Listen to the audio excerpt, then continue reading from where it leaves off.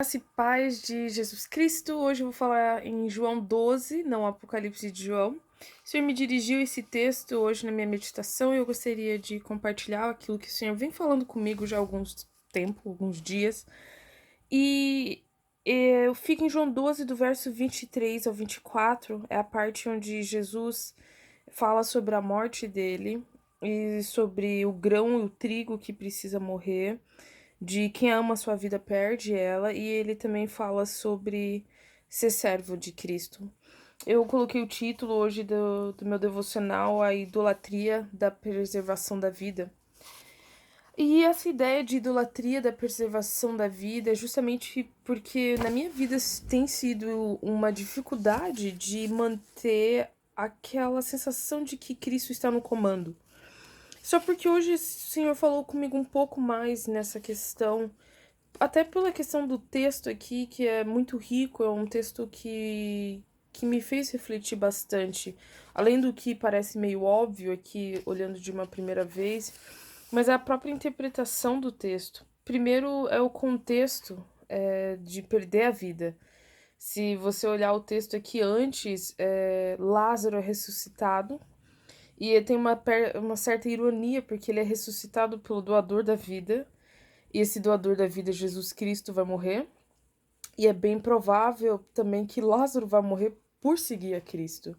E Jesus, nesse contexto todo, sabendo que ele vai ser crucificado, ele começa a falar sobre a questão de ser servo, a questão de odiar a vida. A tradução aqui, não sei se ele fala, diz quem ama e quem odeia, ele usa a tradução certa, de amor e odiar a vida. Os gnósticos, que eram os hereges do segundo século, e final do primeiro século, na verdade, no tempo de depois de Jesus, que seria na verdade no tempo de João, eles tinham uma noção de que odiar a vida era considerar a vida aqui inferior, só pensar, ai, minha vida é lá no céu, tudo aqui que é carnal é pecado. E não é isso que Jesus está apontando aqui. Quando ele está falando de odiar a sua vida, é a renúncia, de entregar a sua vida para os caminhos do Senhor e seguir a Jesus, seguir o caminho que Jesus segue aqui, que não é buscar a honra de homens, mas buscar a glória de Deus. E ele começa falando assim, é chegada a hora, no verso 23, de ser glorificado o Filho do Homem, não pelo mérito humano. Em verdade, os digo, se o trigo caindo na terra não morrer, fica ele só, mas se morrer, produz muito fruto. Jesus interrompe a narrativa aqui, João, na verdade, ao descrever, para colocar esse contexto de ele se dirigindo aos discípulos, porque na verdade ele tá falando sobre o que vai acontecer com ele e ele faz uma pausa, assim, um parênteses, como se falassem para eles: ei, preste atenção aqui. E nesse preste atenção, ele já começa a falar que quem ama sua vida perde ela. E na ideia é muito interessante porque Jesus, que é o dono da vida, está indo morrer.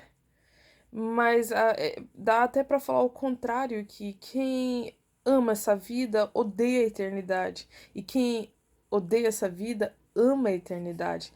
Então, esse primeiro verso aqui que eu li, o Senhor falou muito comigo sobre essa questão.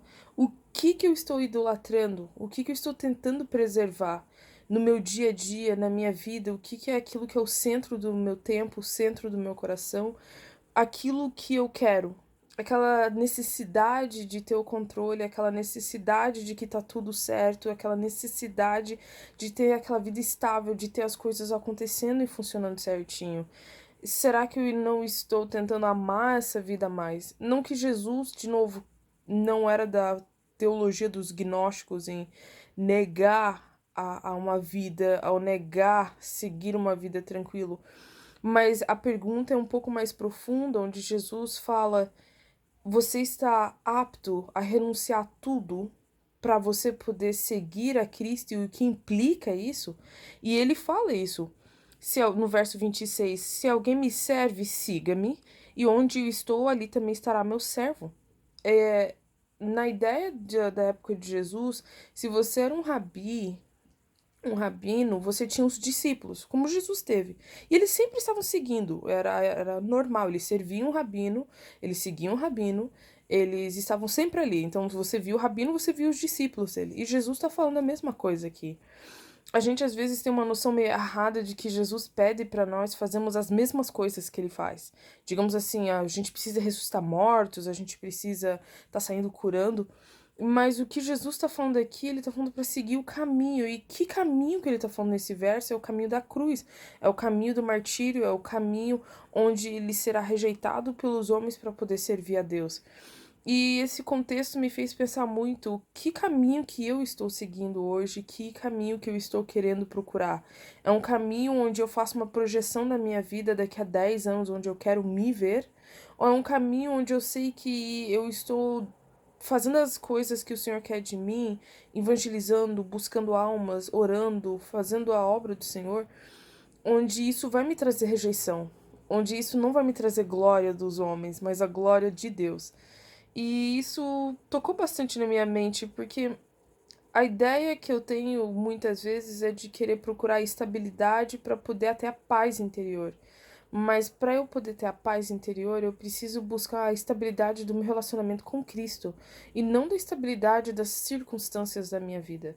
E isso é uma forma de idolatria, é uma forma de rebeldia, de não deixar o Senhor tomar controle dessas coisas, de não querer passar por sofrimento, de não querer passar por dor. E essa tentativa desenfreada, e essa tentativa quase maluca e obsessiva de buscar segurança e nas coisas e na vida para que eu não passe por nenhuma dor. E não é esse caminho que Jesus me chama, não é o caminho da Bíblia. Até em Atos diz que é com muito sofrimento que importa que chegamos aos céus, né? Então é o caminho que a Bíblia sempre coloca aqui no Novo Testamento. Aí ele fala: se servir, se me servir, o Pai o honrará. Eu fiz umas anotações aqui de. O fim, amamos a morte mais. No fim, amamos a morte mais ao invés da vida, quando nós decidimos viver a nossa própria vida. Porque isso acarretará em morte espiritual e em morte eterna. Nós não podemos seguir Cristo apenas onde é conveniente, apenas quando nós for necessário. Eu preciso seguir a Cristo todos os dias, eu preciso seguir a Cristo e viver para Ele. É muito fácil a gente pensar em simplesmente o grão morrendo e não o grão nascendo e dando fruto, como ele fala aqui, ó. Se morrer, produz muito fruto. Isso eu fico pensando que frutos eu tenho produzido na minha vida, além de ir pro culto, além de orar, além de fazer o básico. Eu tenho produzido fruto porque a Bíblia é muito claro que Jesus nos chamou para produzirmos fruto. Isso é aquela reflexão: que fruto você tem produzido? O que é aquilo que Deus te salvou? Ah, eu fui bonzinho com uma pessoa na rua. Será que é isso que Deus está querendo? Talvez Deus está querendo transformar a tua vida, converter o teu coração dos maus caminhos. Deus está querendo renovar o teu ser. Deus está querendo te trazer num novo patamar de santidade, de consagração. Mas você está achando que servir a Cristo é simplesmente fazer caridade ou ser bonzinho e educado com as pessoas. Isso, Deus fala muito comigo, que a minha função não é apenas saber teologia, não é apenas ensinar teologia. O meu caminho é seguir a Cristo e produzir frutos na minha vida. E depois que elas vão florescer para outras pessoas. Eu não posso ser uma árvore com folhas fazendo simplesmente proteção para os outros. Eu preciso produzir frutos para o reino. E eu coloquei daqui no final, né? O que Jesus está pedindo para você renunciar hoje? O que Deus já. Você sabe, cada um de nós sabemos. O que Deus está falando no teu coração que você se convenceu que não é pecado mais, que você se convenceu de que tá tudo ok, ou de que você tem deixado morrer na sua vida espiritual. Porque não é imitar as obras de Jesus que vai nos salvar. O que vai nos salvar é seguir o caminho que ele seguiu de morrer para nós mesmos e viver para Deus.